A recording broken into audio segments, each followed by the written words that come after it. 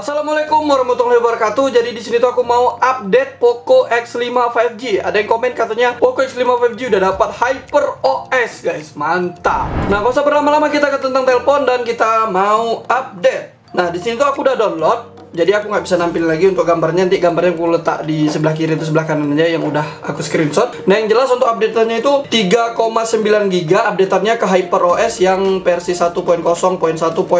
Dan update-nya itu apa aja? Yang jelas pertama itu patch keamanan Android di Februari 2024. Kemungkinan besar juga udah naik ke Android 14 ya. Tapi aku nggak tahu sih.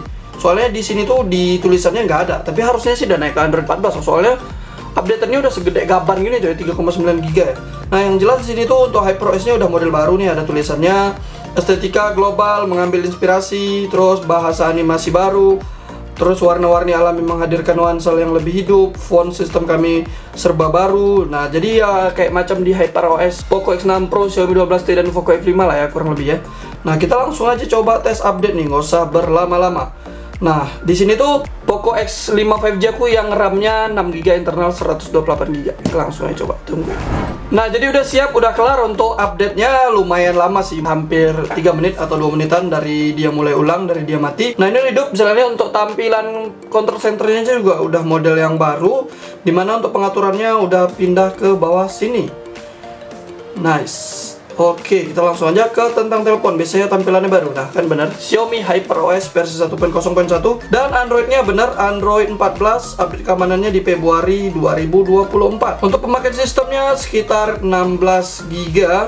Untuk info detail dan spesifikasinya, dimana RAM 6GB plus 2GB virtual RAM. Jadi virtual RAM ini langsung otomatis aktif. Memakai Snapdragon 695 octa-core max 2,2 GHz. Nah, untuk di settingan baterai apakah sudah ada mode performa? Jadi belum ada, masih di seimbang doang. Untuk di tampilan layar kunci di wallpaper biasanya kan ada kayak gaya kunci yang model baru itu. Kita lihat di sini tuh ada atau enggak? Harusnya ada sih. Coba kita lihat di paling bawah. Lah, nggak ada coy, sayang banget ya. Yang layar kunci yang tembus pandang itu ya. Nah, jadi dia kayak bisa di belakang foto gitu. Nah, kurang lebih kayak gini ya nih. Ini kan bisa di belakang foto nih ya. Jamnya ya. Ini nggak bisa. Sayang banget, sayang banget. Ini lebih mirip ke Xiaomi Pad 6 kemarin sih. Ini ya jamnya nggak bisa di belakang layar, nggak bisa di belakang gambar kita. Untuk tampilan AOD-nya di sini tuh masih 10 detik, nggak ada perbedaan. Cuma tema-temanya, tema-tema wallpapernya udah yang baru ya. Terus kayaknya nggak ada perbedaan yang terlalu signifikan sih. Paling ya tampilannya model lebih baru.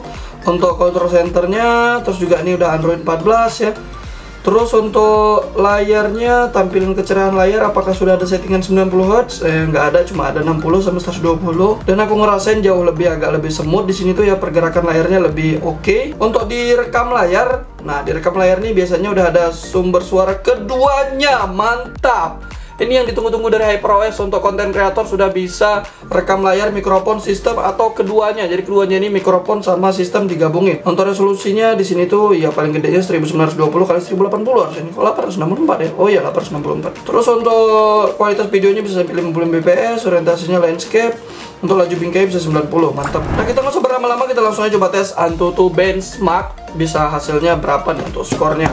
Nah, untuk uji multi sentuhnya di sini tuh ngebug atau enggak ya?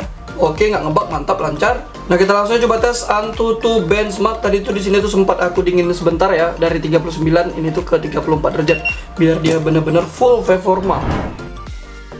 Oke, udah kelar. Untuk hasilnya di 440.000. Kalau melihat hasilnya sih lebih kurang aja kayak MediaTek G99 ya, di 440 ribuan. Dan untuk CPU-nya gede banget di 149.000. Untuk GPU-nya di 82.000, MEM-nya 92 dan UX-nya 115.000. Nah, tapi kalau bisa dilihat ini tuh kan internalnya 128 dan RAM-nya 6GB. Jadi ya wajar aja kalau misalnya hasilnya 440.000. Kalau misalnya dia sama kayak di MediaTek G99 yang aku cobain, misalnya RAM-nya 8, internalnya 256, bisa jadi ini hasilnya lebih sedikit ya.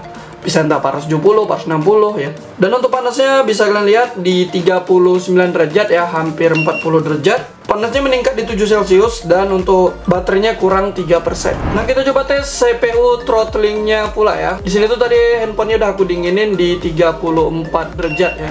Udah di 10 menit 49 detik atau 50 detik. Nah, bisa lihat untuk panasnya di 44, hampir 45 derajat.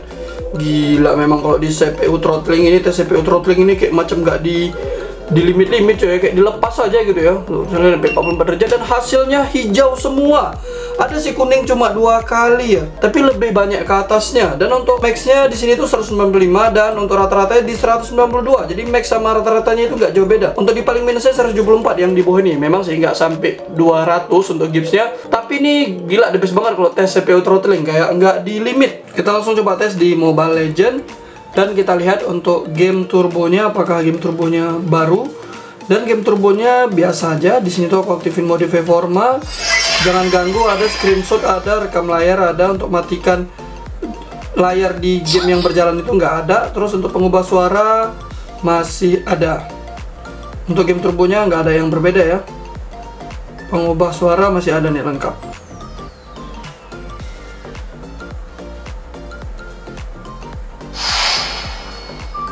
Nah di sini tuh untuk Mobile Legends aku udah download full, dan untuk di settingannya kita bisa lihat frame rate-nya masih di tinggi, belum tembus super, sangat-sangat disayangkan. Kenapa frame rate-nya cuma bisa tembus tinggi doang? Aduh, sayang kali ya.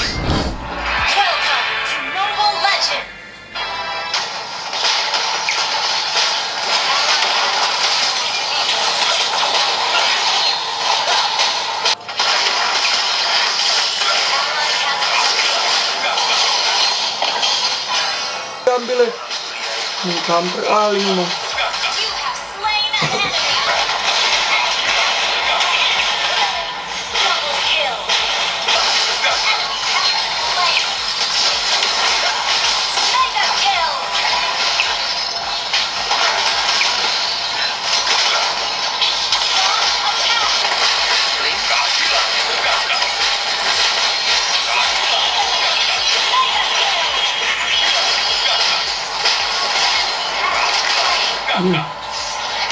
Bagus nih.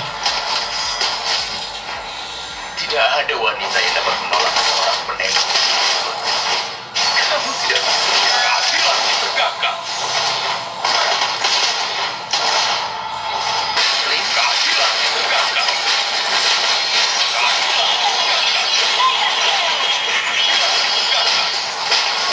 Nah jadi aku udah coba tes main Mobile Legends di hampir 10 menit, dan untuk panasnya sampai 41 derajat.